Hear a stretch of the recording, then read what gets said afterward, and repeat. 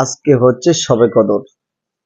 আজকে এই রাতে যারা ইবাদত বন্দেগী করবে আল্লাহ তাআলা তাদেরকে মাফ করে দিবেন।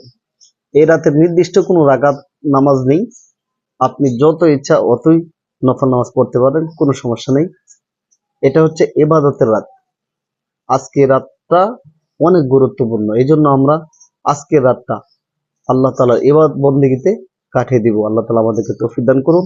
আর আমরা নিজেদের জন্য দোয়া করব এবং আমাদের প্রতিবেশীদের জন্য দোয়া করব, মা বাবার জন্য দোয়া করব এবং হযরত আদম আলাইহিস সালাম হতে এই পর্যন্ত মুমিন মুসলমান কবরবাসী হয়ে গেছে তাদের জন্য দোয়া করব এবং দাদা দাদি নানা নানি আত্মীয় স্বজন যারা কবরবাসী হয়ে গেছে তাদের জন্য দোয়া করব। আমরা প্রত্যেক মুসলমানের জন্য দোয়া করব আর রাসূল পাক সাল্লাল্লাহু আলাইহি সাল্লামের উপর বেশি বেশি দরুদ পাঠ করব।